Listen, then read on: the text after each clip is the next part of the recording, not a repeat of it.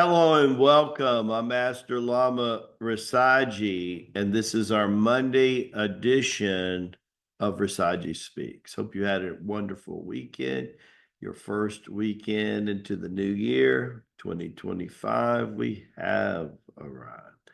I'm excited about everything. And don't forget, Master David's music class kicks back up today.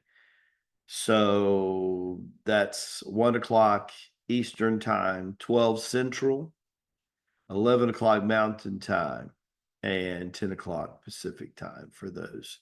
Let's look at today's lesson. Epiphany Moments, illuminating your path forward. Well, the dictionary gives a couple things. Most people, when they think epiphany, think about this. Some say January 5th, January 6th, but it's supposed to be in that area, right?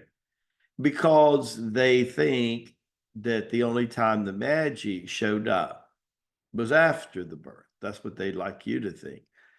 The reality is, Lamaji shared with you last week, they were there before Mary, Joseph, and Jesus to come was there. They were following the stars and they had their own insight and they had their own traditions. Why don't we read from Matthew, book 2, and chapters 1 through 6.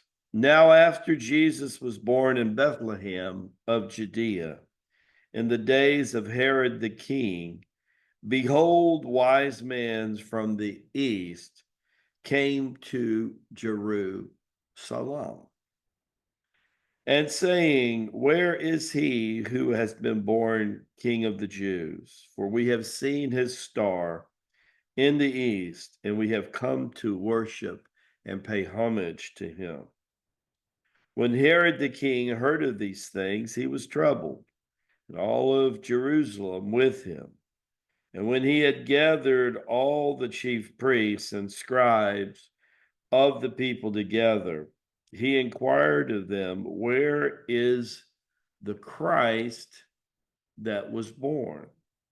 So they said to him, in Bethlehem of Judea, for thus it is written by the prophet, but you, Bethlehem, in the land of Judah, are not the least among the rulers of Judah, for out of you shall come a ruler who will shepherd my people Israel. Then Herod, when he had secretly called the wise man, determined from him what time the star appeared. And he sent them to Bethlehem and said, go, search diligently for the young child.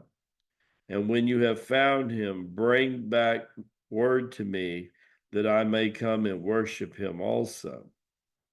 When they heard the king, they departed, and behold, the star which they had seen in the east went before them, till it came, stood over where the young child was. When they saw the star, they rejoiced with exceedingly great joy.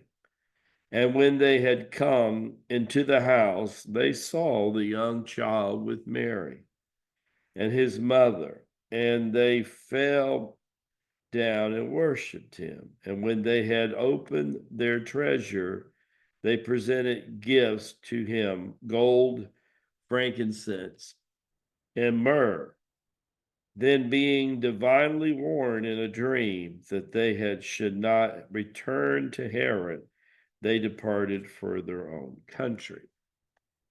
Well, that's kind of a backwards, really. Okay, so the reality is that envoys, not the kings themselves, number one,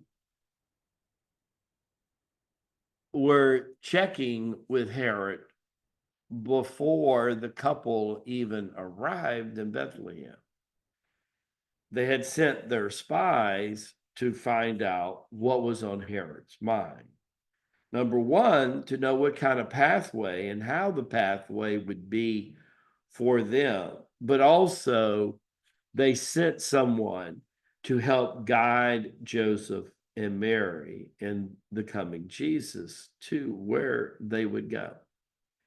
They also, it's not clear about the grotto. This I working and meeting some woman at the end, that didn't happen. So they had already prepared. The grotto was waiting on them to keep his birth very auspicious.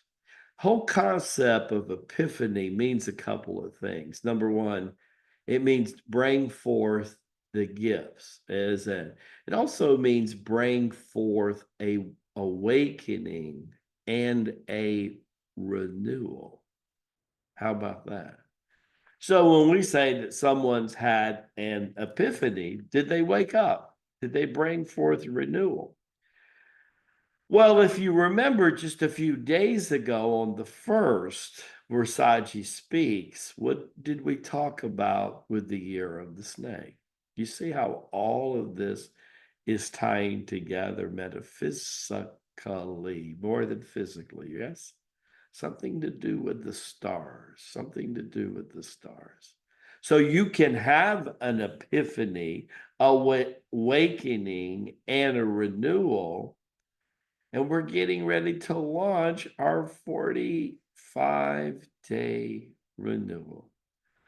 Abba does not miss a trick because he's paying 5, 6, 7, 8, and 9D chess all at one time, aligning up the stars together, where all of his firstborns have come to launch the way, and his family, the 144,000, is here to protect him.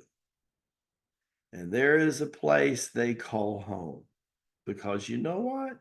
We've been expecting you, and we're called the Circle of Chi.com.